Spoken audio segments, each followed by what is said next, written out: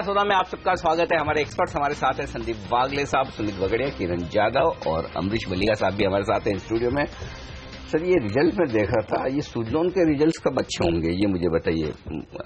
बलिया साहब, ये तो मतलब हर बार हर क्वार्टर में ऐसा लगता है अब तो सुधरेगी सिचुएशन, प्रमोटर भी बदल गए हैं, लेकिन उसके बाद भी वही हालत है। क्या करें, क्या किया जाए इस शहर में? सुजलोन तो ये तो श्योरली एक्सपेक्टेशन है कि रिजल्ट सुधरेंगे इस बार, नहीं तो possibly the next 2 or 3 quarters. उम्मीद रखी जाए? उम्मीद तो रख सकते हैं, looking at I mean the quality of investor who is there being a watchdog on Suzlon. तो ये तो उम्मीद तो श्योरली है। और at the same time we are also seeing that the stock price doesn't really go below 15.5, तो शायद वो एक अच्छा सपोर्ट है। I mean, keeping that in mind, I think one can just hold on और उम्मीद तो रख सकते हैं for the next 2 quarters। चलिए, तो उम्मीद रख सकते हैं अगले 2 क्वार्टर्स में शायद ये सुधरते हुए नजर आए। बहरहाल आज ये शेयर थोड़ा दबाव के साथ खुलेगा, इस तरह के संकेत मिलते हुए दिख रहे हैं। लेकिन एडीएजी पैक एंड फोकस में रहने वाला है। साफ तौर पर ब्रेक से पहले हमने बात करी थी कि रिलायंस कम्युनिकेशन में आज किस तरह का ट्रेड लेना चाहिए, लेकिन रिलायंस कैपिटल ये भी फोकस में रहेगा आज। साफ तौर पर अपनी हाउसिंग फाइनेंस कारोबार को अलग करके लिस्ट करेगा और एक शेयर के बदले एक शेयर दिया जाएगा रिलायंस कैपिटल का नए कारोबार का। तो ये बताइए, इससे उत्साहित होगा क्या बाजार? मुझे एक चीज पता नहीं, ऐसा होने की कोई वजह तो नहीं है, क्योंकि एक तो ये कि सबको पहले से अंदाजा था कि इस तरह के डीमर्जर होने हैं। दूसरा ये कि शुक्रवार को ऑलरेडी कमर्शियल फाइनेंसिंग बिजनेस के अलग से डीमर्जर की बात थी, और ये जो हाउसिंग फाइनेंस का कारोबार है उसके नीचे, यानी कि एक और स्टेप नीचे सब्सिडरी। तो बेसिकली अगर आप रिलायंस कैपिटल को हेड माने तो उसके नीचे कमर्शियल फाइनेंसिंग, उसके नीचे फिर रिलायंस होम फाइनेंस। तो अगर रिलायंस कैपिटल वाले शेयर होल्डर्स को फ्री में शेयर मिल रहा है तो वो फ्री में कैसे हुआ? जिसने रिलायंस कैपिटल खरीद रखा है तो उसकी तो ये कॉस्ट में, सम ऑफ द पार्ट्स के वैल्यूएशन में आ ही जाता है। तो फ्री वाली बात तो ऐसी कुछ है नहीं। अब क्या है, इंडिया बुल्स हाउसिंग फाइनेंस को जिस तरह के वैल्यूएशंस मिल गए और जिस तरह से निफ्टी में आने की बात भी उसकी चलती है, तो अब सबको लगता है कि एक अच्छा वैल्यूएशन फाइनेंशियल सर्विसेज वाली कंपनियों को मिलना चाहिए, होम फाइनेंस को मिलना चाहिए। यही सोचकर बिरला जी ने भी एबिनो के वो फाइनेंस बिजनेस को अलग करने की कोशिश की। बात अलग है, एक्सीडेंट हो गया। हाँ तो अब इसी राह पर सारे चल रहे हैं। तो ओवरऑल ठीक है, जिसके पास रिलायंस कैपिटल है उनके लिए थोड़ा सा खुश होने की बात ये हो सकती है कि फाइनली अब ये डीमर्जर हो रहा है, ये कंपनी अलग तरीके से लिस्ट हो जाएगी।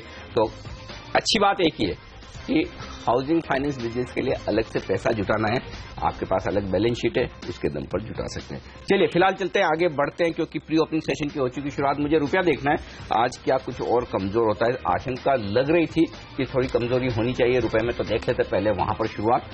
जी हाँ, 8 पैसे के नुकसान के साथ 67 के अहम साइकोलॉजिकल लेवल के आसपास करेंसी मार्केट ने शुरुआत की। डॉलर मजबूत हो रहा है लगातार, उसका असर आप देख सकते हैं। तो लगातार चौथा ट्रेडिंग सेशन है जब रुपए ने कमजोरी के साथ ही शुरुआत की। 5 दिन बहुत ही बेहतर, उसके बाद 4 दिन कमजोरी के। लेकिन एक बात कहनी पड़ेगी और वो ये कि रुपया मजबूत ज्यादा हुआ था, गिरा थोड़ा कंपैरेटिवली कम है, ये बात जरूर ध्यान में रखें। चलिए आइए बता दूं आपको प्री ओपनिंग सेशन में किस तरह का रुझान दिख रहा है इस वक्त। पहली टिक पर सेंसेक्स 43 अंक ऊपर दिख रहा है, निफ्टी दिख रहा है 11 अंक नीचे। तो कोई बड़ा उतार चढ़ाव नहीं दिख रहा है। यस बैंक 4% नीचे, कोल इंडिया 4% नीचे और टाटा स्टील 3% नीचे। एक्सिस में 4% का नुकसान। ये कुछ एक स्टॉक्स है जो बड़े गैप से पहली टिक पर ऊपर नीचे खुलते हुए दिख रहे हैं, थोड़ी देर में सही लेवल सेटल होते हुए दिखेंगे। एसजेएक्स निफ्टी ले आता हूं आपके सामने, उससे आपको अंदाजा लगेगा कि आज बाजार कहां खुलने चाहिए, क्योंकि एसजेएक्स 8715 पर हमने क्लोजिंग दी थी 27 पॉइंट की प्रीमियम, तो यानी कि लगभग 8740 से 34 पॉइंट एसजीएक्स निफ्टी दिख रहा है नीचे, लेकिन है एकदम फ्लैट, यानी कि 8715 का ही कैश का जो लेवल है। बिल्कुल देखिए अब वहीं पर बाजार ट्रेड करते हुए दिख रहे हैं, तो कोई खास बड़ा उतार चढ़ाव शायद न हो शुरुआती कारोबार में, कम से कम है। बिल्कुल। चलिए, तो इसके अलावा कुछ जो स्टॉक्स फोकस में रहेंगे, हम कह रहे हैं एडीएजी स्टॉक्स पर रखिए नजर। आरकॉम की बात हो गई, आर कैप की बात हो गई, आर इंफ्रा नतीजे आए, नतीजे ठीक ठाक दिख रहे हैं, लेकिन नतीजों के बाद जो कमेंट्री है वो अच्छी नहीं दिख रही है। एक बार चार्ट्स पर लेते हैं राय और देखते हैं रिलायंस इंफ्रास्ट्रक्चर आज किस तरह से ट्रेड कर सकता है। सुमित, रिलायंस इंफ्रास्ट्रक्चर बताइए, पोजीशंस कैसी बनी हुई है और ये शेयर आपको कैसा लगता है? देखिए हेमंत, ये सारे ही स्टॉक्स के अंदर अच्छा खासा मूव हमको देखने को मिला था पिछले कई हफ्तों से, बट अभी इमीडिएटली अगर लास्ट कुछ 2 से 3 दिनों का मूव देखेंगे तो ये स्टॉक्स के अंदर हमको एक ऊपरी लेवल से अच्छा खासा दबाव देखने को मिला है। स्टॉक अभी कल की जो क्लोजिंग है वो 578 के आसपास है। आई थिंक छोटा सा पुलबैक जरूर मिल सकता है 590 595 तक, बट ओवरऑल ऐसा लग रहा है कि एक बार शॉर्ट टर्म के लिए टॉप लगा है स्टॉक के अंदर 615 620 के आसपास। आई थिंक फ्रेश तेजी रिलायंस इंफ्रा के अंदर 620 का लेवल ब्रेक होने के बाद ही मिलेगी। तो अगर कोई पुलबैक मिलता है 8 से 10 रुपए का प्रेजेंट लेवल पे, तो वो सेलिंग अपॉर्चुनिटी होगी अगले 10 से 15 दिन के लिए। नीचे में ये स्टॉक दोबारा मुझे ऐसा लगता है इस बार 550 और शायद 530 के भी लेवल दिखाएगा। तो ये पोजिशनल कॉल हो गया। अगर प्योरली इंट्राडे किसी ने काम करना है तो 570 के स्टॉप लॉस से 595 के टारगेट के लिए काम किया जा सकता है, but this is purely intraday call. 570 stop loss, 595 target. मैंने लोग सोच रहे थे कि मुंबई के जो पावर डिस्ट्रीब्यूशन का कारोबार है वो कब बिकता हुआ दिखेगा, तो मैनेजमेंट की कमेंट्री थोड़ी वीकिश नोट पर है। वो कह रहे हैं कि अभी थोड़ा समय लगेगा, और वो ये भी कह रहे हैं कि कंपनी को डेट फ्री होने में अभी समय लगने वाला है। FY17 ये 2 बड़ी चीजें हैं जो नेगेटिव साइड पर एक्चुअली, क्योंकि लोग ये उम्मीद कर रहे थे कि कर्ज कम होगा, वो हुआ नहीं। तो खाली नतीजे ना देखें, नतीजों के अंदर झांक कर देखेंगे तो उतने अच्छे। तो सुमित किराया बिल्कुल सही है, थोड़ा ऊपर खुले तो यहाँ पर बेच देना चाहिए। इसी के साथ एक और राय ले ले, रिलायंस डिफेंस। अनिल अंबानी ग्रुप के सारे शेयर आज एक्शन में रहने वाले हैं, और रिलायंस डिफेंस के चार्ट देखिए जरा। किरण यादव जी ये कह रहे हैं कि CDR नहीं करेंगे। एक्चुअली अच्छी बात भी है, जब से पहले पिपावाव डिफेंस था ये, और प्रमोटर बदल गए, निखिल गांधी से अनिल अंबानी हो गए, उसके बाद कंपनी में डिफेंस के ऑर्डर्स काफी कुछ आने लगे हैं। 30,000 करोड़ के आसपास की ऑर्डर बुक भी कर रहे हैं, तो अभी शायद जरूरत नहीं है कंपनी को कि इतनी तकलीफ हो। ये बताएं सर, रिलायंस डिफेंस में क्या कोई खरीदारी का मौका है, या फिर बाजार के मूड को देखते हुए यहाँ पर भी दूर ही रहे, wait and watch? Wait and watch नहीं, मैं सेल करने की सलाह दूंगा। अच्छा। क्योंकि 58-59 बहुत इंपॉर्टेंट सपोर्ट था। सोमवार के दिन में बहुत अच्छे वॉल्यूम्स के साथ इसको तोड़ा है। मुझे नहीं लगता इसके ऊपर जाएगा। अगर इसके ऊपर जाता है तभी एक खरीदी करने की सलाह होगी, नहीं तो मेरा मानना है कि बेच के चलना चाहिए। नेक्स्ट लेवल जो इम्पोर्टेंट है वो करीबन 52-53 है। वो अगर निकल जाती है तो फिर वो जो बहुत बड़ी गैप है नीचे करीबन 35 रुपीज की, जिसका बॉटम हमने करीबन दिसंबर 2014 में देखा था, वो बॉटम्स टेस्ट होने की संभावना बढ़ जाती है। तो जिस तरीके के वॉल्यूम्स के साथ सोमवार को सेलिंग प्रेशर देखने को मिल गया था और 1 वे स्लाइड था, तो मेरा मानना है बहुत बड़ी डिलीवरी बेस्ड सेलिंग आपको देखने को मिल गई है। तो 58-59 के स्टॉप लॉस के साथ नए शॉर्ट पोजीशन भी बनाए जा सकते हैं। शॉर्ट बनाए, आज मजबूत खुले तो बेचने का व्यू बनाए, ये राय है किरण की रिलायंस डिफेंस पर। लेकिन हमारे दोनों कैप्टन क्या व्यू बना रहे हैं, तेजी का है या मंदी का, ये देखना बड़ा इंटरेस्टिंग होगा। आज का मैच जो सुबह 7:30 से 8 के बीच में खेला, हेमंत गई और नीरज वाजपेयी ने। देख लेते हैं स्टॉक 2020 के आपके लिए आज 20 टॉप ट्रेडिंग आइडियाज।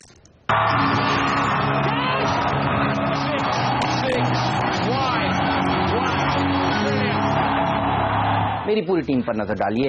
एक गेंदबाज है और बाकी सब बल्लेबाज। वेदांता केन में शॉर्ट कवरिंग रैली देखने को मिलेगी। अच्छी खासी शॉर्ट पोजीशंस यहां पर बनी हुई थी। जो लोग मान रहे थे कि ये विलय नहीं हो पाएगा, शेयरधारक मंजूर नहीं देंगे, वो गलत पड़े हैं और यहां पर तेजी होगी। NHPC, इसमें आप देखिए बढ़त देखने को मिलेगी। ऑर्डर मिला है, नाल्को के नंबर कमजोर है, और स्पाइसजेट में तेजी इसलिए देखने को मिलेगी क्योंकि ATF की कीमतें घटेंगी। कल फ्यूल का रिवीजन होने वाला है सरकार की तरफ से। साथ ही नाटको फार्मा और डॉक्टर लाल पैथलैब्स, डेंगू चिकनगुनिया की जो दिक्कतें पूरे देश में फैली हुई हैं, उसके चलते नाटको दवा क्योंकि बनाती है डेंगू की, उसको फायदा होगा। और डायग्नोस्टिक कंपनीज में भी तेजी देखने को मिलेगी। फ्रीड का दर्जा मेरे सिलेक्टर्स दे रहे हैं तारा ज्वेल्स को, और PC ज्वेलर्स पर भी नजर रखिए। ज्वेलरी कंपनियों में अच्छी अब सेल्स बढ़नी शुरू हो जाएगी। अब से लेकर दिवाली तक ये सेक्टर अच्छा प्रदर्शन दिखा सकता है। मेरी टीम में देखिए पूरी तरीके से खरीदारी पे फोकस है। खबरों के आधार पे मैंने HCC, Reliance capital, ITNL, Omaxe चुना, जहां पे रिजल्ट्स हैं, कुछ ऑर्डर्स मिले उसकी वजह से। वहीं नंदन डेनी में भी फाइल लिमिट बढ़ रही है। ऑर्किड फार्मा पे मेरा भी फोकस रहेगा। इक्विटास अपना कर्ज कम कर रहे हैं महंगा वाला, उसका फायदा हुआ। गीतांजलि जेम्स बेहतरीन नतीजे हैं, और MRPL में सिलेक्टर्स को एकता खरीदारी करनी चाहिए क्योंकि क्रूड नीचे। और HOEC जनवरी से कमर्शियल प्रोडक्शन गैस का शुरू होगा असम फील्ड से।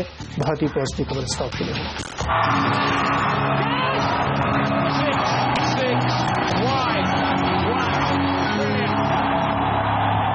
चलिए, तो ये तमाम ऐसे स्टॉक्स हैं जो आज आपको इंट्राडे में मुनाफा कमा कर देने का दमखम रखते हैं। लेकिन आप देखिए जो स्टॉक्स प्री ओपनिंग सेशन में अच्छा प्रदर्शन दिखा रहे हैं उन पर नजर डालिए।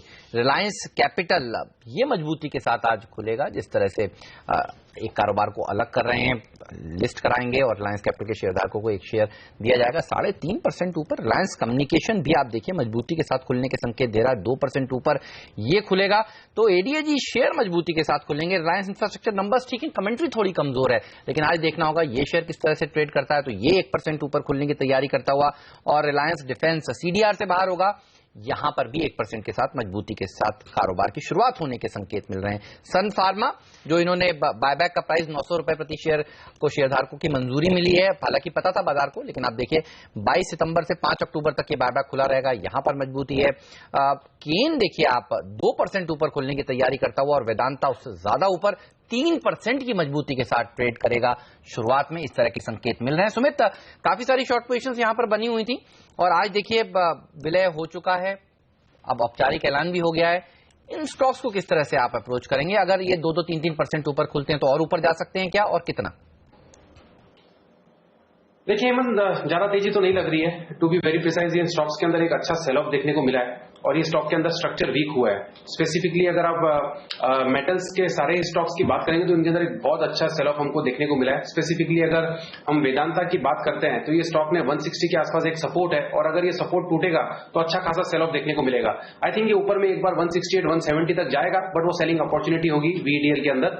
दूसरी तरफ केन एक स्टॉक है जिसके अंदर हमने ऊपरी लेवल से एक अच्छा खासा दबाव देखा है। हो सकता है इंट्राडे में शायद पुलबैक मिले 5 से 7 रुपए का, but I don't think so कि वो एक बार फ्रेश बाई इनिशिएट करना चाहिए, क्योंकि मुझे कहीं ना कहीं ऐसा लगता है कि आने वाले दिनों में जिस हिसाब से हमने निफ्टी के अंदर कल मंडे के दिन सेल ऑफ देखा था, वो ही सेल ऑफ हमको दोबारा देखने को मिलेगा। तो ओवरऑल स्ट्रक्चर मार्केट का खराब हुआ है। तो प्योरली अगर ट्रेडिंग के लिहाज से कोई काम करते हैं तो स्ट्रिक्ट स्टॉप लॉस से काम करना चाहिए, क्योंकि स्ट्रक्चर खराब है तो कभी भी ऊपर से सेलिंग में दबाव जोर से देखने को मिलेगा मार्केट के अंदर। वेदांता और केन में ऊपरी लेवल पे वापस दबाव देखने को मिल सकता है। मंडे को सेल ऑफ 150 पॉइंट का था निफ्टी में, मंडे जैसा एक और 150 पॉइंट का झटका बाकी है।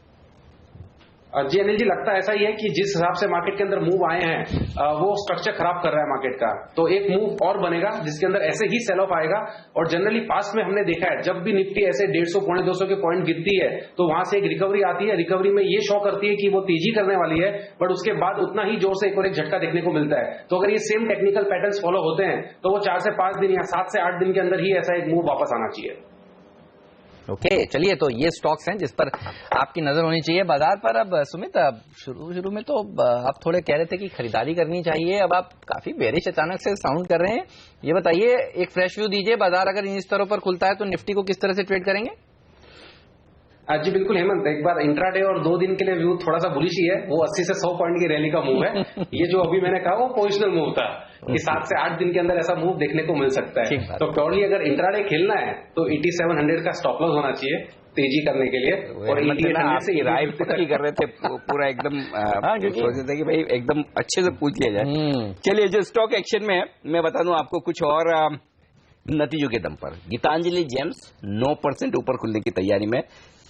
फ्यूचर एंटरप्राइजेस ये स्टॉक 6% मजबूत खुलेगा। एमबीएल इंफ्रा इसके भी नतीजे आए हैं, 4% मजबूत ये है। गेमन इंडिया 2% मजबूत है, और जय कुमार इंफ्रा इसके भी नतीजे आए। जय कुमार इंफ्रा भी 2% मजबूत खुलने की तैयारी में। और कमजोर का क्या है? सुजलोन एनर्जी 6% से ज्यादा कमजोर है। गॉडफ्रे फिलिप्स सिगरेट बनाने वाली ये कंपनी 5% नीचे खुलेगी कमजोर नतीजों के दम पर। 2 सरकारी कंपनियां नैल्को और कोल इंडिया 2 से 3% कमजोर खुलेगी नतीजों की वजह से। इनफैक्ट एक और तीसरी MTNL भी इसी लिस्ट में जोड़ लीजिए, यहां भी 1.5% का नुकसान है। टाटा स्टील के नंबर सबको ठीक लग रहे थे, लेकिन स्टॉक खुलेगा नीचे 1%। यहां पर नुकसान के साथ शुरुआत होने के आसार हैं। बॉम्बे रेयन, प्रभात डेयरी जैसे शेयर भी आज नतीजों के दम पर कमजोर खुले। आप फ्यूचर एंटरप्राइज की बात कर रहे थे, फ्यूचर रिटेल ये स्टॉक के लिए आज एक इंपॉर्टेंट दिन है। आप देखिए जो सर्किट फिल्टर 5% का था, ये अलग होकर लिस्ट हुआ था कंपनी, और उसके बाद एक बार लाने की कोशिश करेंगे फ्यूचर रिटेल को। अब आप देखिए इसका जो सर्किट फिल्टर है वो 5% से रिवाइज होकर 20% का हो गया, जो नॉर्मल सर्किट फिल्टर होता है किसी भी कैश वाले शेयर के लिए। तो आज इस स्टॉक के ऊपर रखिएगा नजर। फिलहाल तो 8% नीचे ये खुलने की तैयारी करता है। एक बार हेमंत हमारे दर्शकों की जानकारी के लिए बता दिया जाएगा कि कोई भी स्टॉक जो लिस्ट होता है, लिस्ट होने के शुरुआती 10 दिनों तक, 10 ट्रेडिंग सेशन, 10 दिन नहीं, 10 ट्रेडिंग सेशन में उसके लिए 5% का सर्किट फिल्टर होता है, और जो भी ट्रेड्स होते हैं वो डिलीवरी बेस होते हैं, ट्रेड टू ट्रेड, यानी कि उसमें आप इंट्राडे में ले बेच नहीं कर सकते, डिलीवरी लेनी या देनी पड़ेगी। तो अब फ्यूचर रिटेल के लिए वो 10 ट्रेडिंग सेशन पूरे हो गए, और अब ये शेयर 20% तक गिर सकता है, बढ़ सकता है, और साथ ही आप चाहें तो इंट्राडे में तेजी मंदी की पोजीशन बनाकर काट भी सकते हैं।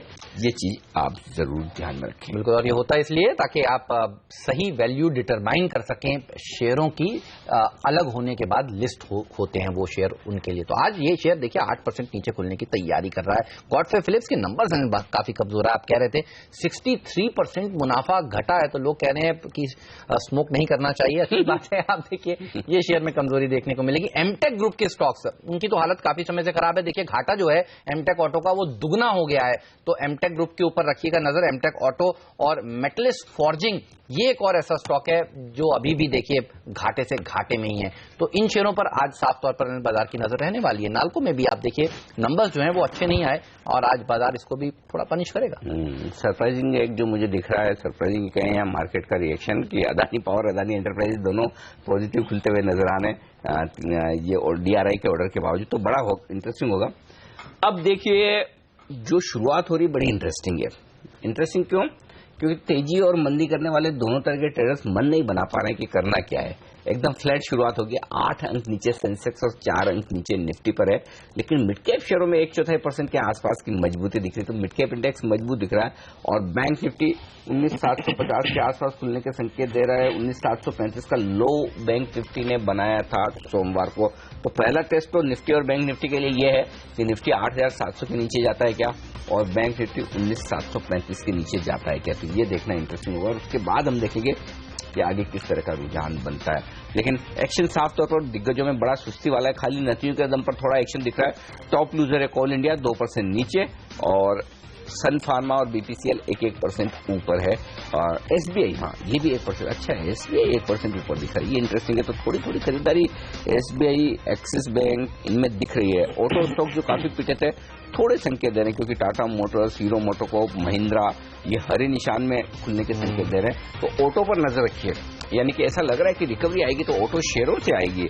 ये शुरुआती कारोबार का मैं पहला संकेत पढ़ रहा हूं। चलिए शुरुआत करते हैं आपके लिए भारतीय बाजारों की पहली टिक आपकी स्क्रीन पर आने की तैयारी में। सुस्ती के साथ शुरुआत के बाद देखते हैं कि क्या बाजार 8,700 के लेवल को आज भी सोमवार की तरह होल्ड कर पाता है और वहां से रिकवरी देता है। नहीं, इसका जवाब मिलने वाला है बस सबसे कुछ ही सेकंड्स में। पहली टिक आपकी स्क्रीन पर आती है सेंसेक्स और निफ्टी पर। 25 अंक नीचे शुरुआत की है सेंसेक्स और निफ्टी ने 5 अंकों की कमजोरी के साथ शुरुआत की, लेकिन मिड कैप इंडेक्स में देखिए 1/4% 40 पॉइंट की मजबूती है। तो यहां पर शुरुआत बेहतर होती दिख रही है। कहां से आ रही है मजबूती? बीपीसीएल 1% मजबूत, सन फार्मा 1% मजबूत, टेक महिंद्रा, कोटक महिंद्रा बैंक, एसबीआई। तो बैंक्स देखिए मजबूत होते दिख रहे हैं। कोटक, एसबीआई, बीओबी, यस, चारों ही हरे निशान में खुले हैं। ऑटो शेयरों में थोड़ी खरीदारी आ रही है। बजाज ऑटो 0.5% मजबूत है।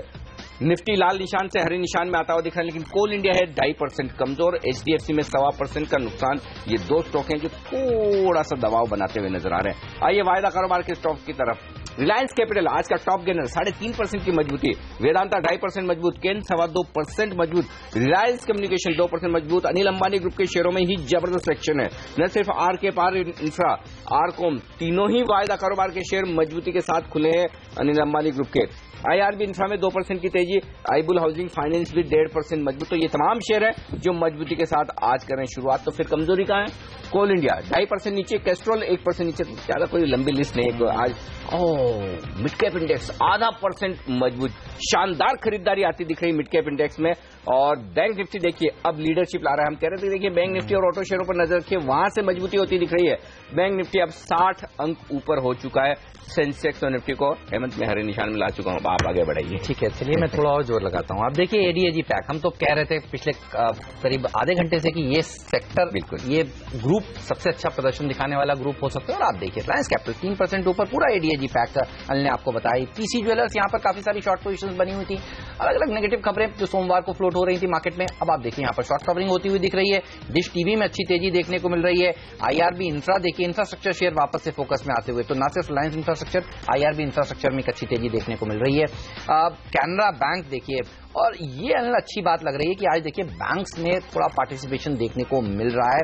आईसीआईसीआई बैंक पर रखिए नजर, क्योंकि ये शेयर निफ्टी पर, बैंक निफ्टी पर बड़ा वेटेज रखता है और ये 1.5% ऊपर है, तो ये आपको संकेत दे रहा है कि आज बैंकिंग स्टॉक्स थोड़ा अच्छा प्रदर्शन दिखा सकते हैं। येस बैंक में पिछले हफ्ते की बड़ी गिरावट के बाद सोमवार को भी मुश्किल भरा दिन था, आज देखिए इसने भी बाउंस दिखाना शुरू किया है, तो आज बाउंस देखने को मिल रहा है साफ तौर पर, ये आप कह सकते हैं। तारा ज्वेल्स जैसे स्टॉक 8% मजबूत हैं। एचसीसी जहां खबरें हैं वहां 4% की तेजी देखने को मिल रही है, बल्कि ज्वेलरी सेक्टर पर ही नजर डाल लीजिए। टीबीजी 4% ऊपर, पीसी ज्वेलर्स 2.5% ऊपर, तारा ज्वेल्स 8% ऊपर ट्रेड करता हुआ, ये पूरा का पूरा पैक मजबूत है। और आप देखिए ऑर्किड फार्मा जैसे शेयरों में तेजी देखने को मिल रही है, नैटको फार्मा में तेजी देखने को मिल रही है। जिस तरह से आप देखिए जो डेंगू की दिक्कतें हैं वो अब सबके सामने आ चुकी हैं, और उसके चलते आप देखिए जो कंपनियां दवाएं बनाती हैं डेंगू की, वहां पर आज तेजी देखने को मिल रही है। नाटको फार्मा इसी तरह का एक शेयर, इसके अलावा ऑर्किड फार्मा तेजी देखने को मिल रही है। तो फार्मा शेयर अच्छा प्रदर्शन आज के दिन दिखा रहे हैं। और आज अच्छी खबर आती हुई सन फार्मा का बायबैक 900 रुपए प्रति शेयर का 22 सितंबर से वो खुल रहा है, तो ये पूरा का पूरा पैक मजबूत है। कुछ स्टॉक जो नतीजे के दम पर ज्यादा गिरे हैं वो एक बार फिर से रखूं। 7.5% कमजोर है सूजलोन, यहाँ पर मार जबरदस्त पड़ती हुई दिख रही है, कहीं कोई राहत के संकेत है। राहत के संकेत गोल्डफिश फिलिप्स में भी नहीं है। 5.5-6% ये कमजोर है। ये दो स्टॉक ऐसे हैं जो मुझे बड़े कमजोर नजर आ रहे हैं आज नतीजे के दम पर। आलोक इंडस्ट्री बात करने बेकार है, छोड़ दीजिए। कोल इंडिया 2.25% नीचे है, यहाँ पर भी मार पड़ती हुई दिख रही है। लेकिन कुछ स्टॉक ऐसे हैं जो बड़ी मजबूती दिखा रहे हैं। फ्यूचर एंटरप्राइजेस 10% भाग गया है। एमबीएल इंफ्रा ये मेरे को लगता है 5% का सर्किट हो गया इसका। हाँ, एमबीएल इंफ्रा ये 5% ऊपर है सर्किट पर। जय कुमार इंफ्रा भी ऊपर है। ये इंफ्रा शेयरों में फिर से रफ्तार बन रही, क्योंकि वायदा कारोबार में भी मैं देख रहा था आईआरबी वगैरह मजबूती नजर आ रही है। एचसीसी भी देखिए, एचसीसी में भी 181 करोड़ के ऑर्डर की खबर है, तो वहां पर भी थोड़ी तेजी बनी है। चलिए, तो एकदम परफेक्ट है, सेट है मार्केट। तो सुमित, यहां पर कोई ट्रेड किया जाए अभी, या ये अभी नो ट्रेड जोन में 8,730 निफ्टी? देखिए फिलहाल तेजी कर सकते हैं। जैसे ही कल का हाई निकलेगा निफ्टी का, तो फिर एक इसके अंदर मूव देखने को मिल जाएगा। कल का हाई मतलब जहां पे कल मंडे को इसने थोड़ा सा रेजिस्टेंस फेस किया था 8748, 8749 के आसपास, जैसे ही वो निकलेगा तो 50-60 पॉइंट की तेजी और देखने को मिलेगी। वो हमको इंट्राडे में ही देखने को मिल सकती है। आई थिंक प्रेजेंट लेवल पे अगर बाय करना है तो जैसे मैंने प्री मार्केट ओपन होने के पहले दिया था 8700 के स्टॉप लॉस से बिल्कुल बाय करना चाहिए। 8748 का लेवल निकलते ही हमको 40 से 50 पॉइंट का मूव देखने को मिलेगा निफ्टी के अंदर। ओके, तो इस लेवल पर नजर रखिए। जयप्रकाश एसोसिएट्स, इसके लिए भी पिछले कुछ दिन काफी कमजोर रहते हैं। आज इंफ्रास्ट्रक्चर कंपनी अच्छा प्रदर्शन दिखा भी रही हैं। आप देखिए 5 महीने के निचले स्तर पर जो महंगाई का आंकड़ा आया और आईपी का आंकड़ा 7 महीने के निचले स्तर पर आया, तो एक रेट कट के होप्स बन रहे हैं। और आप देखिए पीएसयू बैंक्स के लिए इंपॉर्टेंट दिन है, ये हफ्ता है, बल्कि आप देखिए 16 तारीख को यानी 2 दिन बाद जो बैठक होने वाली है वित्त मंत्रालय के अधिकारियों की और पीएसयू प्रमुखों के अधिकारियों की, और रिकैपिटलाइजेशन के ऊपर फिर से फोकस रहने वाला है। तो पीएसयू बैंक्स कुछ अच्छा प्रदर्शन दिखा रहे हैं, होप्स हैं। एसबीआई की बात आप कर रहे थे पिछली बार जब रिकैपिटलाइजेशन हुआ था, तो एसबीआई को सबसे ज्यादा पैसा मिला था सरकार की तरफ से। एग्जैक्टली, तो ये रिकवरी के संकेत वहां से आते हुए दिख रहे हैं। लेकिन मुझे सबसे बढ़िया जो लग रहा है वो मिड कैप इंडेक्स की तेजी। मिड कैप शेयर बढ़ते हैं ना, तो बाजार में ज्यादातर लोगों का मूड अच्छा होता है। ये बात तो क्योंकि सेंसेक्स निफ्टी के स्टॉक बहुत लोगों के पास होते नहीं है, फंड्स के पास ज्यादा होते हैं, लेकिन मिड कैप शेयर सबके पास होता है। तो अब एक मिड कैप रिलायंस कैपिटल जो 3.5% मजबूत है, टॉप गेनर। किरण चार्ट देखकर बताए 540-42 पर क्या ट्रेड लेंगे आप? अनिल जी, कौन सा स्टॉक कहा आपने? रिलायंस कैपिटल। रिलायंस कैपिटल तो अच्छा ही दिखाई दे रहा है। बेसिकली मुझे लगता है कि इधर से और एक तेजी बनती नजर आनी चाहिए। इम्पोर्टेंट सपोर्ट जो है कि आज के लिए वो है 540 के जब तक ऊपर है तब तक मुझे लगता है कि 565-570 तक जाने की क्षमता ये स्टॉक रखता है। ओके, चलिए, तो 565-570 आप कह रहे हैं? या 565-570। चलिए, तो और तेजी देखने को मिल सकती है। तो एडीएजी पैक के ऊपर रखी नजर। आज हाई बीटा देखिए सारे के सारे stocks, infrastructure share, ADAG pack मजबूती के साथ ट्रेड करता हुआ आपको नजर आ रहा है। इंफ्रास्ट्रक्चर शेयरों में रिलायंस इंफ्रा काफी अच्छा प्रदर्शन आज के दिन दिखाता हुआ, लेकिन सुजलॉन के लिए बहुत खराब नंबर्स के चलते आप देखिए 7% की गिरावट। मेटलिस्ट फॉर्जिंग, एमटेक ऑटो 2.5-3% नीचे, इसके नंबर्स काफी कमजोर आए, घाटा दुगना हुआ है एमटेक का। नाल्को देखिए नंबर्स कमजोर आए, यहां पर प्रेशर देखने को मिल रहा है। टाटा स्टील अपेक्षाएं थी कि कुछ अच्छा आउटकम निकलेगा, लेकिन टाटा स्टील के नंबर्स भी अच्छे आए नहीं और यहां पर पहले तेजी हो चुकी थी, तो यहां पर भी 1-1.5% की गिरावट देखने को मिल रही है। HDFC ये एक हैवी वेट है और ITC ये हैवी वेट है। एक बार कंट्रीब्यूटर्स लाते हैं और आपको दिखाते हैं कि क्यों बाजार इतना ऊपर नहीं जा पा रहा, जाने की कोशिश कर रहा है लेकिन अटक क्यों रहा है। HDFC जैसा हैवी वेट बाजार को ऊपर जाने से रोक रहा है। ONGC में गिरावट देखने को मिल रही है, देखिए ITC, HDFC ट्विंस और कोल इंडिया के नंबर्स कमजोर आए, इसीलिए ये देखिए स्टॉक नीचे, लेकिन ऊपर ले जाने में मदद कर रहा होगा ICICI बैंक। तो आज बुल्स और बेयर्स के बीच में देखिए भिड़ंत है बैंकिंग के अंदर ही, तो HDFC जहां और HDFC बैंक जहां नीचे हैं, ICICI बैंक ऊपर, रिलायंस इंडस्ट्री ये स्टॉक ने काफी अच्छा प्रदर्शन दिखाया है। सोमवार के दिन भी हम देख रहे थे ये बाजार को सहारा देने का काम कर रहा था और आज भी दूसरे दिन लगातार 1050 के ऊपर टिकता हुआ दिख रहा है। ये एक अच्छा संकेत है रिलायंस के लिए, क्योंकि देखिए जियो के लॉन्च के दिन जो ऊपरी इस तरह से गिरावट हुई, उसके बाद जो स्टॉक संभला है वो सेंसेक्स निफ्टी के लिए काफी अहमियत था ये उस लिहाज से। तो चलिए ये इस वक्त का रुझान आपके लिए साफ तौर पर नजर आ रहा है। जो स्टॉक्स मुझे एक्शन में दिख रहे हैं, गीतांजलि अब 13% का बड़ा उछाल हो चुका है। इसके चार्ट्स देखकर बताएं सर, क्या कोई अहम लेवल पार किए क्या वागले साहब? इनफैक्ट पूरा ज्वेलरी पैक देखिए, गीतांजलि, तारा ज्वेल्स, PC ज्वेलर्स, TBZ, इस पैक को अगर आप लाने की कोशिश करें तो सब अच्छा प्रदर्शन दिखा रहे हैं। गीतांजलि के नंबर्स काफी जबरदस्त आए। अनिल जी, इसका वीकली पैटर्न भी जो बन रहा है वो काफी पॉजिटिव है। जब तक ये 50 के ऊपर रहता है मुझे लगता है ये पोजिशनल तौर पे लिया जा सकता है। इसका 68 to 70 का 3 या 4 हफ्ते का टारगेट होगा और मार्केट अगर बेरिश होगा तो ये बाय करना चाहिए। ये स्टॉक अगेंस्ट द मार्केट चल सकता है।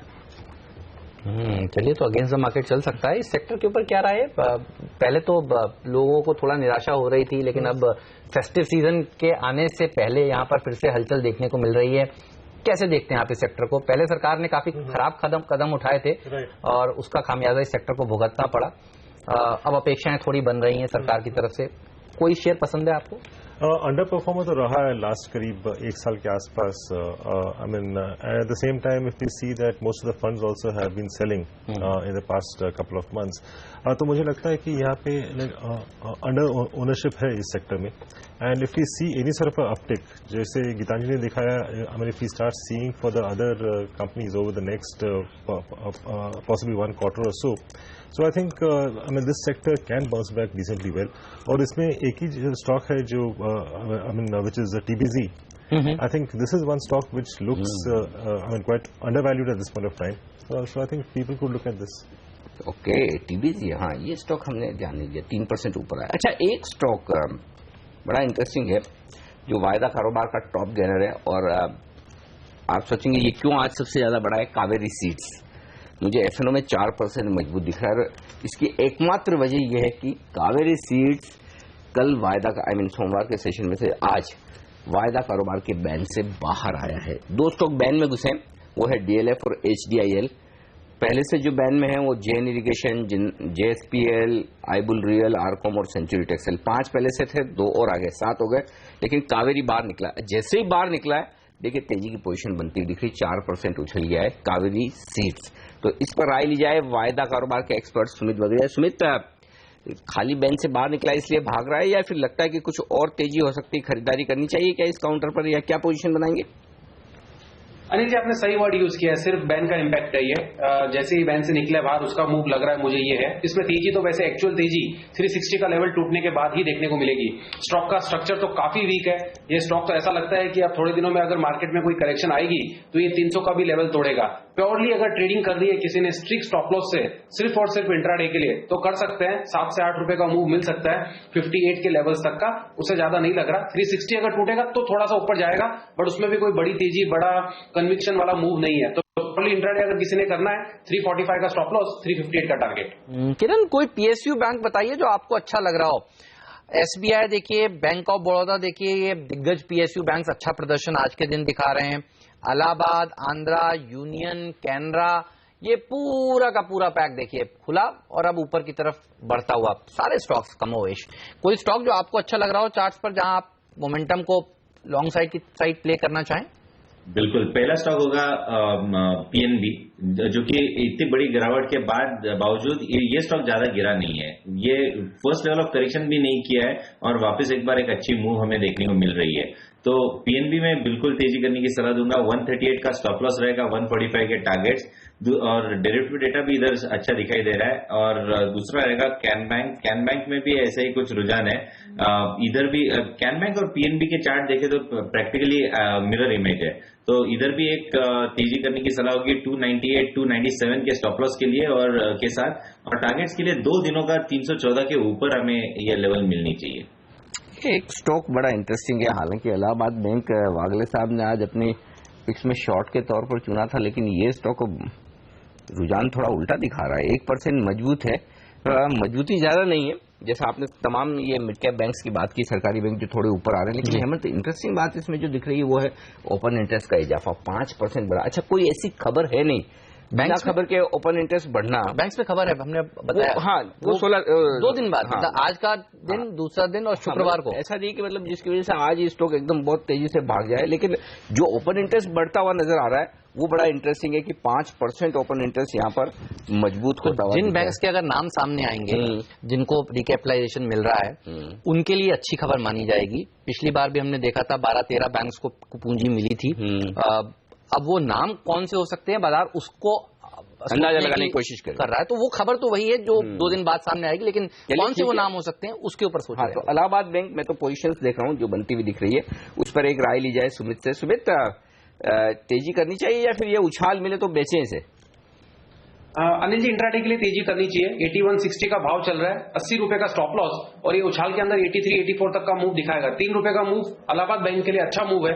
आई थिंक इंट्राडे के लिए प्योर अभी प्रेजेंट लेवल पे ही बाय किया जा सकता है, 8140, 8150 के आसपास। 80 रुपए का स्टॉप लॉस और ऊपर में 84 तक के टारगेट हमको देखने को मिल सकते हैं। मुझे लगता है शायद ये मूव हमको आज भी देखने को मिल सकता है। चलिए, तो रखिए नजर इलाहाबाद बैंक पर, और पीएसयू बैंकिंग स्पेस सबसे अच्छा प्रदर्शन दिखाता हुआ। आज दिक्कत जो है ना वो 2 ही शेयरों में, एचडीएफसी और एचडीएफसी बैंक। अगर ये दोनों रिकवर कर जाएं तो प्राइवेट सेक्टर बैंक में अच्छा और रुझान ऊपर की तरफ बन जाए, क्योंकि आप देखिए ICICI bank, axis bank, yes bank, ये सब मजबूती की तरफ ट्रेड कर। इसमें दिक्कत की बड़ी वजह भी बता दूं। दिक्कत की बड़ी वजह यह कि सबसे ज्यादा एफआई होल्डिंग अगर कहीं है तो एचडीएफसी और एचडीएफसी बैंक में, निफ्टी के स्टॉक्स में।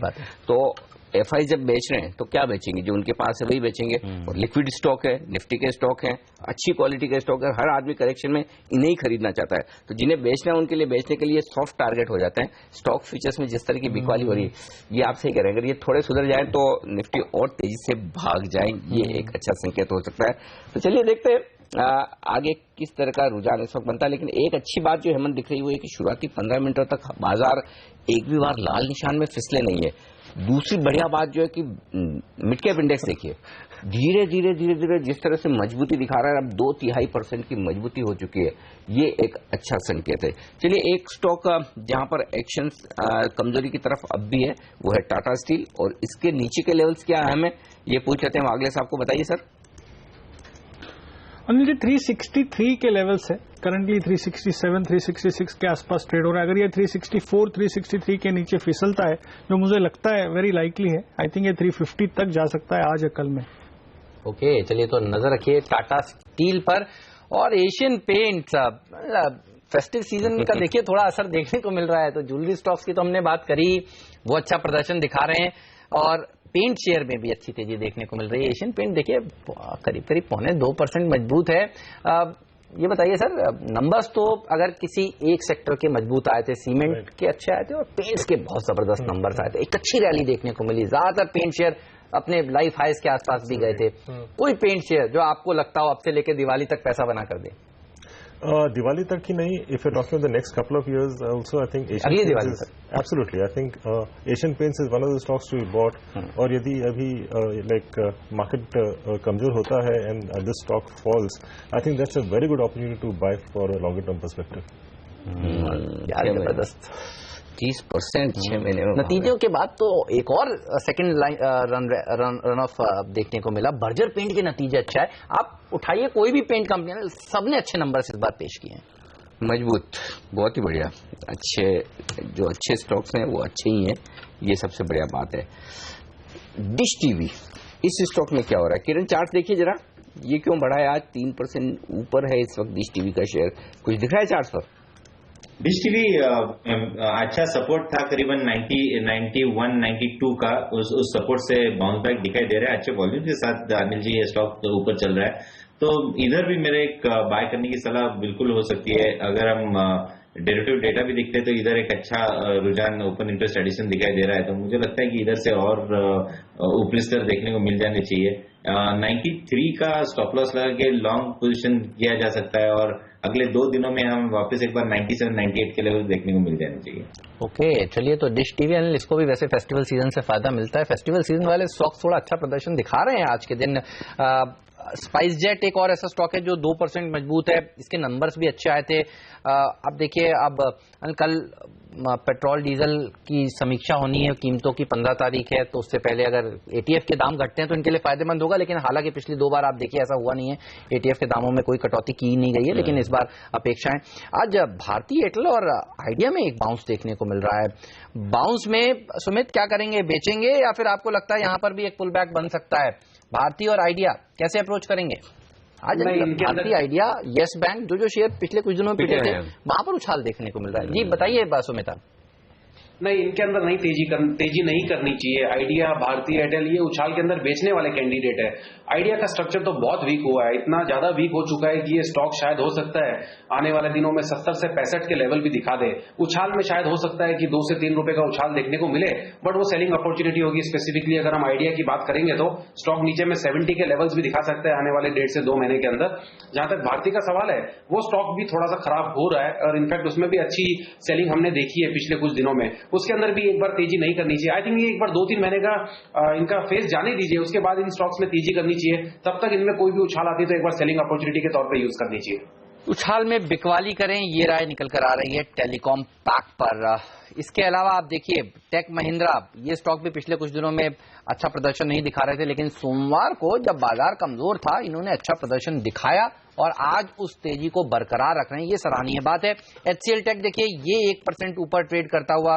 तो आईटी शेयर सिलेक्टिवली, विप्रो देखिए लाल से हरे निशान में अब आता हुआ दिख रहा है।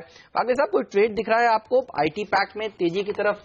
क्या ध्यान रखना चाहिए, क्योंकि ये एक सेफर पैक है, बाजार हो सकता है अपना मूव जो हरे निशान में है वो छोड़ दे, लेकिन ये काफी अंडर वैल्यूड स्टॉक लग रहे थे फंडामेंटली भी। कोई शेयर जो आपको अच्छा लगता हो?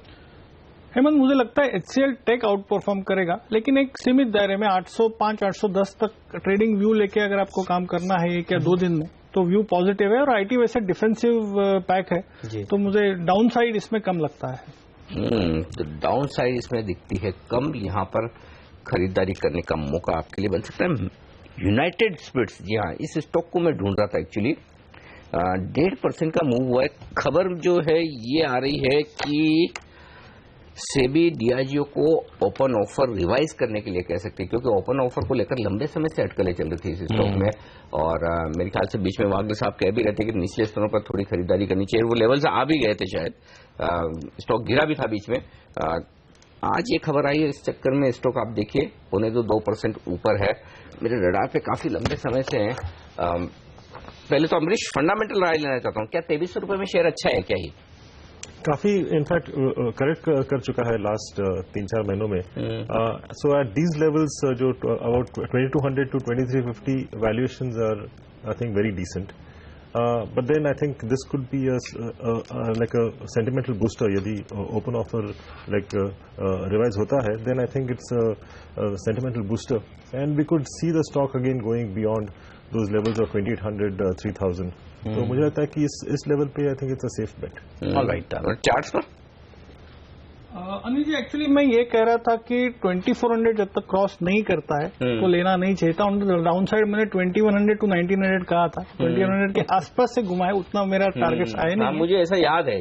बिल्कुल। लेकिन फिलहाल मैं लेने की राय नहीं दूंगा, और डाउन साइड्स मुझे दिखते हैं। तो 2400 के पार निकले तब सोचे, तब उसके ऊपर वीकली क्लोज हो तो फिर 27-28 के लिए लिया जा सकता है। चलिए, तो उत्तर प्रदेश का जो चुनाव का मैनिफेस्टो आएगा उस पर सबकी नजरें रहने वाली हैं, क्योंकि बाकी राज्यों के बाद वो राज्य क्या बात करता है, चुनाव के मैनिफेस्टोज जब आना शुरू होंगे तो यहाँ पर नजर रहेगी, क्योंकि यूपी एक बड़ा इंपॉर्टेंट फैक्टर है इस कंपनी के लिए। इसके अलावा आप देखिए डेल्टा कॉर्प, यहाँ पर आज भी तेजी देखने को मिल रही है, 4% ऊपर है ये स्टॉक। NIIT लिमिटेड में 2.5% की तेजी। तो मिड कैप इंडेक्स देखिए अब 1% मजबूती के साथ ट्रेड करने की संकेत दे रहा है। पटेल इंजीनियरिंग में फिर से 5% का अपर सर्किट लगता हुआ। यूनिटेक देखिए छोटा टिकट साइज का शेयर है, रडार से जनरली दूर रहता है, लेकिन आज नतीजे आने वाले। जी हाँ, ये नतीजों से पहले 6% ऊपर है। HCC देखिए 5% की तेजी दिखा रहा है। तो इंफ्रास्ट्रक्चर सेक्टर फिर से अच्छा प्रदर्शन दिखाता हुआ। ज्वेलरी सेक्टर, गीतांजलि हमने बताया आपको, नतीजों के बाद 13% ऊपर है। बाकी सारे स्टॉक्स भी अच्छा प्रदर्शन दिखा रहे हैं। इवन यूनिटेक के अलावा JP एसोसिएट्स, तो पिटे हुए स्टॉक आज अच्छा प्रदर्शन दिखा रहे हैं। लेकिन राय डेल्टा कॉप पर 4% मजबूत है। ये बताइए और ऊपर जा सकता है क्या? इसके चार्ट कैसे लग रही है? ट्रेंड के बिल्कुल विपरीत चल रहा है पिछले कई दिनों से। हेमंत, ये एक आउट परफॉर्मर रहा है और आई थिंक हमने 130 लेवल्स पे इसकी 125 130 पे एक ब्रेकआउट आया था, तब से वन वे चल रहा है। अभी भी यहां से भी मुझे कोई वीकनेस दिखाई नहीं देती। 162 पे मुझे लगता है अगर किसी ने लिया है, फ्रेश लेने की सलाह तो मैं नहीं दूंगा। मुझे 180 185 के लेवल्स दिखते हैं। 150 के स्टॉप लॉस से खड़े रहे, 150 के थोड़े नीचे, और 185 टारगेट के लिए बने रहे। और इस बीच डालमिया भारत, ये एक और स्टॉक है जहां पर एक बड़ा ट्रेड होता दिखा है। 1,12,000 शेयरों का 1826 रुपये, कम लिक्विड शेयर है, लेकिन यहां पर एक बड़ा ट्रेड होता नजर आया। वक्त है हमारे तमाम एक्सपर्ट से विदा लेने का। वागले साहब, अमरीश बलेगा जी, किरण यादव और सुमित बगड़े जी, आप सबका बहुत बहुत शुक्रिया CNBC आवाज के साथ जुड़ने के लिए और अपनी राय हमारे साथ देने के लिए। सिट्रस एडवाइजर्स के फाउंडर संजय सिन्हा साहब हमारे साथ कार्यक्रम में शामिल हो रहे हैं। संजय जी, स्वागत है आपका CNBC आवाज पर। नमस्कार। पहले तो बताएं बाजार पर अपनी राय क्या करें? बड़ा असमंजस वाला माहौल है, खरीदें या बेचें?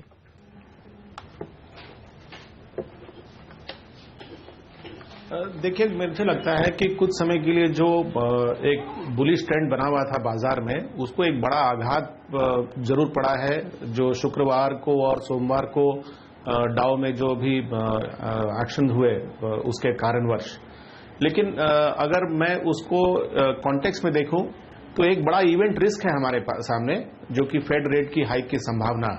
और ये इवेंट रिस्क हमारे ख्याल से अगले 4-5 ट्रेडिंग सेशन में ये हमारे सामने आ जाएगी। अगर उस समय तक अगर बाजार का लेवल हमको देखना है तो मेरे ख्याल से अभी जो नियर टर्म का लेवल है वो शायद टेक्निकल लेवल से ज्यादा, टेक्निकल व्यू से ज्यादा इन्फ्लुएंस होगा। मैंने सुना कि लोग एक्सपेक्ट कर रहे हैं कि 8,700 का लेवल सपोर्ट होना से अच्छा है, नहीं होने से बाजार टूटेगा तो 8,650 की लेवल। तो मुझे लगता है कि ये शॉर्ट टर्म में ये जो बाजार पे दबाव पड़ा है उसकी क्लैरिटी हमें 21-22 तारीख तक मिल जाएगी। जो सबसे बड़ा महत्वपूर्ण फैक्टर है बाजार के डायरेक्शन के लिए वो है हमारी इस तिमाही के रिजल्ट, जो कि अक्टूबर से आने शुरू हो जाएंगे। और मुझे लगता है ये जो करेक्शन हुआ है ये एक हमें ख्याल से एक क्लींजिंग प्रोसेस रहा, क्योंकि लोगों को लग रहा था कि बिल्कुल एक तरफा सा तेजी हो गया था 6,800 पॉइंट से अभी तक। तो एक करेक्शन होगा तो लोगों को दोबारा प्रवेश करने का मौका मिलेगा।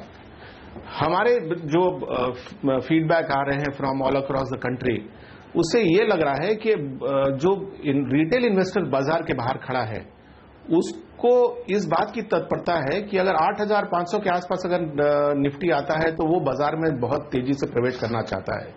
तो मुझे लगता है ये हमारे बाजार के डाउनवर्ड सपोर्ट के लिए एक बहुत इंपॉर्टेंट साइकोलॉजिकल फैक्टर है। अगर हम उसको न्यूमेरिकल तौर पे देखें तो जिस तरह की ग्रॉस इनफ्लोज आई है डोमेस्टिक इंस्टीट्यूशंस के पास और जिस तरह की उनकी डिप्लॉयमेंट हुई है बाजार में, वो बहुत ही कम है। मतलब अगर आप करंट कैलेंडर ईयर देखें तो करीब 43,000-45,000 करोड़ का नेट इनफ्लोज है FIIs का। उसके सामने डोमेस्टिक म्यूचुअल फंड की जो डिप्लॉयमेंट है बाजार में वो करीब 11,000 करोड़ है, जबकि वो हर महीने करीब 4,500 से 5,500 करोड़ का उनका नेट मोबिलाइजेशन हो रहा है इक्विटी फंड्स में। तो करीब 9-10 महीनों में करीब 45,000-50,000 करोड़ का तो कलेक्शन हो चुका है इक्विटी में नेट, जबकि डिप्लॉयमेंट हुआ है सिर्फ उसका 1/4 हिस्सा। तो ऑलरेडी बहुत बड़ा पूल खड़ा है जो बाजार को डाउनसाइड सपोर्ट देगा। तो ये तो डाउनसाइड सपोर्ट की बात हुई। अपसाइड में मुझे लगता है कि अगर ये सितंबर क्वार्टर के रिजल्ट्स अगर हमें थोड़ी बहुत double digit earnings growth FY17 की अगर दिखा देती है झलक, तो शायद दोबारा एक तेजी की शुरुआत हो सकती है अक्टूबर के महीने से।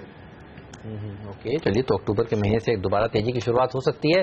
सिन्हा साहब, आज हम देख रहे हैं कि PSU बैंकिंग शेयरों में अच्छी तेजी देखने को मिल रही है। PNB, SBI, IDBI बैंक, छोटे छोटे दूसरे बैंक्स भी आप देखिए, यहाँ भी अच्छी बढ़त है। इलाहाबाद, आंध्रा, यूनियन, कैनरा, पूरा पैक मजबूत है। कैसे देख रहे हैं आप इस तेजी को? क्या PSU बैंक्स आपको अच्छे लगते हैं? ये इवेंट खत्म हो जाए 21 तारीख वाला जिसका जिक्र आप कर रहे हैं, क्या PSUs बैंक में आप पैसा लगाना चाहेंगे, या आपको लगता है कि अभी भी प्राइवेट शेयर ज्यादा अच्छे लगते हैं बैंकिंग स्पेस में?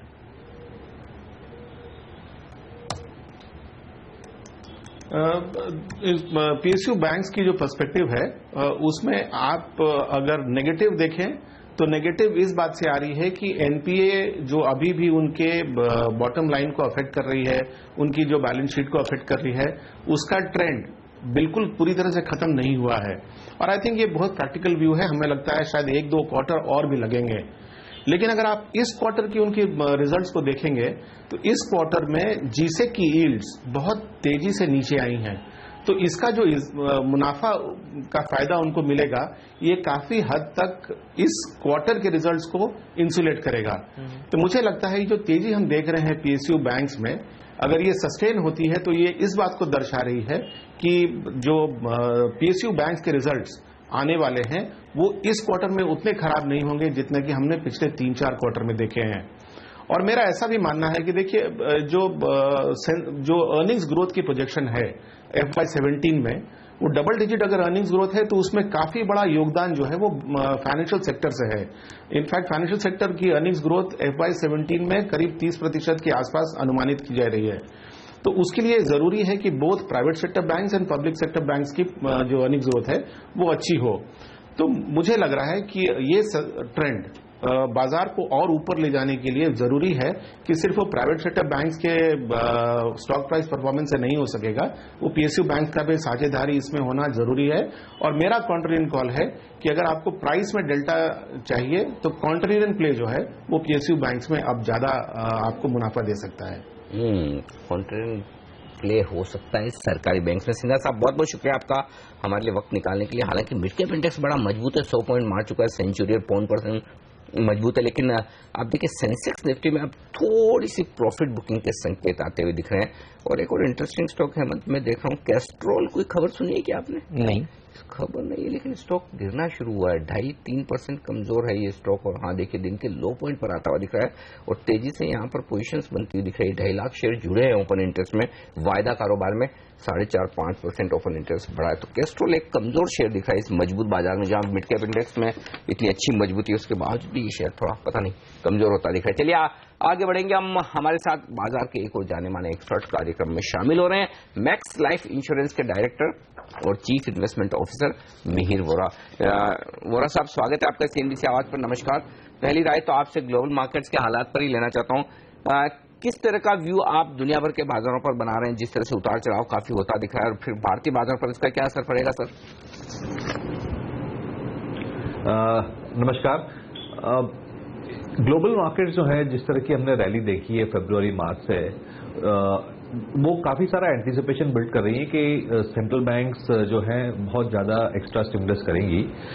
लेकिन फेड का जो रवैया रहा है लास्ट फ्यू वीक्स में, वो इतना पॉजिटिव नहीं रहा है।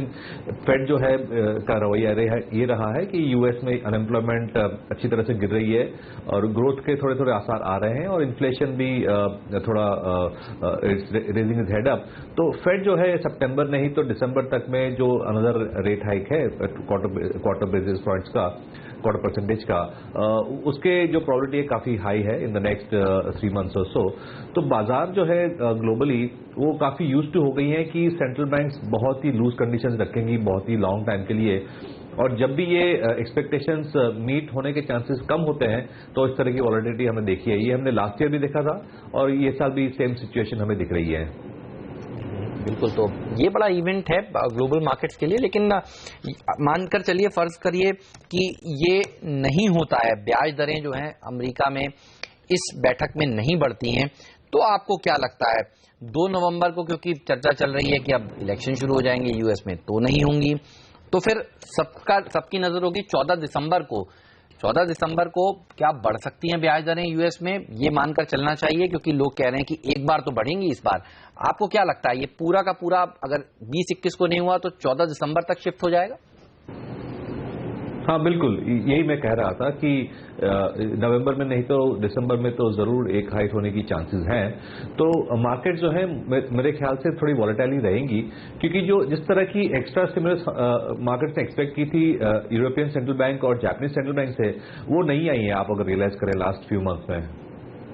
ओके, वोरा साहब, भारतीय बाजारों के लिए फिर आपका क्या व्यू? क्या ग्लोबल मार्केट्स के उतार चढ़ाव और कमजोरी के विपरीत हम टिक पाएंगे, या बजट से लेकर नॉन स्टॉप 2000 पॉइंट की तेजी हुई तो एक अच्छा साइजेबल करेक्शन आना चाहिए? कैसे देख रहे हैं आप? बिल्कुल, तो ग्लोबल मार्केट की तरह इंडियन मार्केट से भी काफी अच्छी परफॉर्मेंस दी है। हमारी जो करेंसी भी है वो अच्छी तरह से स्टेबल रही है इन spite of the expected outflows in the coming few weeks. तो जो फंडामेंटल्स हैं अब कैचअप होने चाहिए। जिस तरह की एक्सपेक्टेशंस थी कि capital investments, private sector investments pickup करनी शुरू होंगी, वो अभी तक नहीं हुई है। अब अगर आप आईआईपी के नंबर्स देखें, कैपिटल गुड सेक्टर के नंबर्स देखें, तो काफी डिसअपॉइंटिंग आए हैं। तो कंज्यूमर जो एक्सपेक्टेड है वो स्ट्रांग रहेगा बिकॉज ऑफ द 7th पे कमीशन और ओरोप वगैरह की जो स्कीम्स है, मानसून अच्छी रही है तो थोड़ी रूरल इकोनॉमी की बेनिफिट हो जाएगी। लेकिन जो प्राइवेट सेक्टर में जो इन्वेस्टमेंट साइकिल किक ऑफ होना चाहिए वो बिल्कुल नहीं हो रहा है। ये एक्सपेक्टेशन यही है कि जैसे इंटरेस्ट रेट्स नीचे आ रहे हैं, धीरे धीरे करके प्राइवेट सेक्टर भी आएगा, लेकिन सो फार ये काफी डिसअपॉइंटिंग रही है। तो इंडियन मार्केट जो है अब जो कि इतनी अच्छी परफॉर्म करी है in the last few months, एक ऐसे स्टेज पे है कि they need to consolidate, give some time correction if nothing else, and then move forward with improving fundamentals. Sir, जो टैक्स कलेक्शन के आंकड़े आए इस बार, आप देखिए डायरेक्ट टैक्स कलेक्शन करीब 15% बढ़ा, इनडायरेक्ट टैक्स कलेक्शन करीब 28% बढ़ा, और महंगाई दर का जो आंकड़ा है वो 5% के आसपास पहुंच गया है। 5 महीने में सबसे कम हो गई है सीपीआई का नंबर। कैसे देखते हैं आप इसे, और आपकी क्या अपेक्षाएं? 4 अक्टूबर को क्या डॉक्टर उर्जित पटेल एक रेट कट, एक token rate cut 25 basis point का दे सकते हैं, या आप अपेक्षाएं नहीं कर रहे हैं इस बार उनसे? सो ब्रॉड व्यू तो यही है कि सीपीआई का जो 5% का टारगेट है वो मार्च तक मीट हो ही जाएगा, और फूड इन्फ्लेशन जिस तरह से नीचे गिर रही है ये बिल्कुल अचीवेबल लग रहा है। हमारी एक्सपेक्टेशन ये है कि इमीडिएटली नहीं तो इन द दिसंबर मंथ एक और रेट कट हो सकती है। हमारी एक्सपेक्टेशन ये भी है कि जो 10 ईयर बॉन्ड यील्ड है वो करीबन 6.75 हो जाएगी बाय मार्च। हिंदुस्तान में कौन से थीम्स, कौन से सेक्टर सर आपको आकर्षक लगते हैं बाजार की गिरावट में निवेश करने के लिहाज से? जो थीम्स जो है वो काफी टाइम से सेम रही हैं। मेटल्स में थोड़ा ट्रेडिंग बाय का अपॉर्चुनिटी था इन द लास्ट फ्यू मंथ्स, लेकिन अब वो कम दिख रही हैं। तो ब्रॉड थीम इंडिया की कंजम्पशन ही रही है, और कंजम्पशन में जो सेक्टर्स है जिसमें सिक्लिकल अपटर्न जो आ सकता है वो है ऑटोमोबाइल्स, बोथ कार्स हैं, 2 व्हीलर्स हैं। प्राइवेट सेक्टर फाइनेंशियल्स काफी अच्छी तरह से ग्रो कर रहे हैं because of not only corporate loans in the SME segment, but retail lending वाले जो हैं, माइक्रो फाइनेंस लेंडिंग वाले हैं, रूरल इकोनॉमी लिंक जो प्लेज हैं, plus the fact that government employees को 7th पे कमीशन के जो अरियर्स मिलने शुरू हुए हैं। तो ब्रॉडली कंजम्पशन की थीम जो है अच्छी रहेगी, और इसमें सीमेंट का भी समावेश हो जाता है। ये तो कंजम्पशन रिलेटेड शेयर अच्छा प्रदर्शन दिखाएंगे। इस बीच देखिए ना, बाजार जो है वो ऊपरी स्तरों को होल्ड नहीं कर पा रहा है। 8,700 के करीब पहुंच गया है। हरे निशान से लाल निशान में सेंसेक्स निफ्टी आ गया है, और आप देखिए अब ऑटो शेयरों में भी कमजोरी बढ़ती हुई। M&M, टाटा मोटर, ये कुछ और ऐसे स्टॉक हैं जो दबाव के साथ कारोबार कर रहे हैं।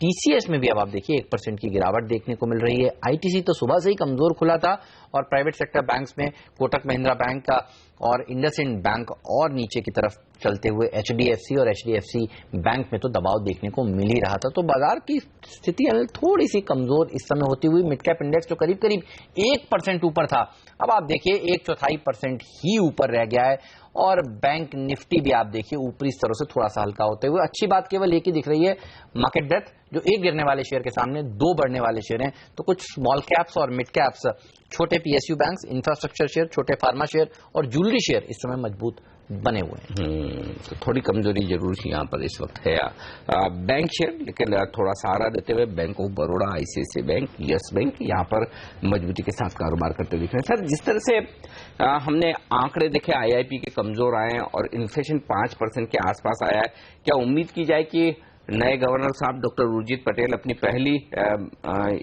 यहाँ पर जो मीटिंग होगी उसमें रेट कट कर सकते हैं? उस लिहाज से क्या फिर बैंकिंग शेयरों में खरीदारी का मौका आपको नजर आता है, प्राइवेट या फिर सरकारी, जो भी आपको पसंद हो?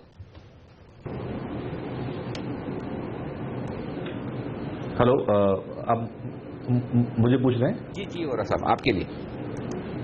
हाँ जी, सो हमारी जो प्रेफरेंस काफी टाइम से जो रही है वो प्राइवेट सेक्टर फाइनेंशियल्स की ओर रही है, क्योंकि जो पब्लिक सेक्टर बैंक्स हैं जो वैल्यूएशंस काफी चीप दिखते हैं, लेकिन वहां पे कैपिटल की इतनी कंस्ट्रेंट है कि ग्रोथ कोई हिसाब से हमें दिख नहीं रहा। तो लैंडिंग ग्रोथ जो है वो 0% पे चल रही है पब्लिक सेक्टर बैंक्स की, ब्रॉडली स्पीकिंग, और एनपीए प्रॉब्लम्स जो है वो अभी भी खड़े हैं।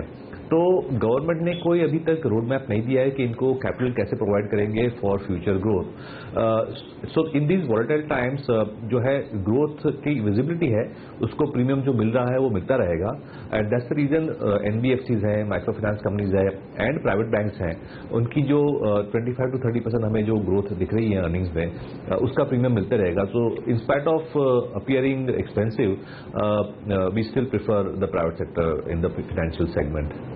सर, आपने देखा आईटी एक ऐसा सेक्टर है जहां बड़ी गिरावट देखने को मिली है। आउटलुक कई दिग्गज आईटी कंपनियों ने आगे का कमजोर बताया है, और अब सवालिया निशान लग रहे हैं कि यूएस में इलेक्शंस में अगर डोनाल्ड ट्रंप जीत जाते हैं तो फिर दिक्कत बढ़ सकती है। ऐसे समय में आईटी सेक्टर में गिरावट में खरीदारी करनी चाहिए, या आपको लगता है कि एक बार दूसरी तिमाही के नतीजे देख ही लें उसके बाद ही कोई कॉल लें? आईटी सेक्टर ये एक जो सेक्टर है वो एक थोड़ा डिफेंसिव सेक्टर हो गया है। 3, 4, 5 और इवन 10 साल पहले ये हाई ग्रोथ सेक्टर होता था, लेकिन अब ये मीडियोकर ग्रोथ वाला सेक्टर हो गया है। 12% growth looks like the sustainable growth for some of the large companies. तो ये सेक्टर है, एक तो है ग्रोथ इतना एक्साइटिंग नहीं रहा है, लेकिन ऑन द पॉजिटिव साइड ये जो कंपनीज हैं वो बहुत ही हाई क्वालिटी कंपनीज हैं, बहुत ही high free cash generating companies हैं, आरओसी आरओई बहुत हाई है, तो वैल्यूएशन डाउनसाइड भी लिमिटेड रहता है। तो whenever there is uncertainty in the market and ये सेक्टर अगर अंडर परफॉर्म करता है जैसे कि अभी है, तो ये एक ट्रेडिंग बाय बन सकता है। लेकिन जब व्यू ये रहता है कि डोमेस्टिक इकोनॉमी और ग्लोबल इकोनॉमी अच्छी करेगी और सिक्लिकल अगर हम प्ले करना है हमें, तो ये सेक्टर अंडर परफॉर्म करेगा। So this is a good quality sector where you buy when there is very negative sentiment for that sector, and but you don't go overweight when जब हमें bullish view लेना है economy पे। Okay, बहुत बहुत शुक्रिया sir आपका हमारे लिए वक्त निकालने के लिए और बाजार और तमाम सेक्टर पर राय हमारे दर्शकों को देने के लिए। मीर वोरा साहब, बाजार इस बीच डायरेक्शन की तलाश में खुले मजबूत, थोड़ा फिसलते हुए दिख रहे हैं ऊपरी स्तर से, तो प्रॉफिट बुकिंग आ रही है, लेकिन 8,700 का अब तक हमने होल्ड किया है। पहला सौदा में आज के लिए इतना ही, लेकिन आप बने रहिए CNBC आवाज के साथ। प्रियंका संभव दिल्ली से हमारे साथ जुड़ेंगी, जो लेकर आएंगे कमोडिटी बाजार की ओपनिंग भी, और आपके तमाम सवालों के जवाब भी हम देंगे। सौदा आपका मैं फिलहाल हम दोनों को दीजिए इजाजत। नमस्कार।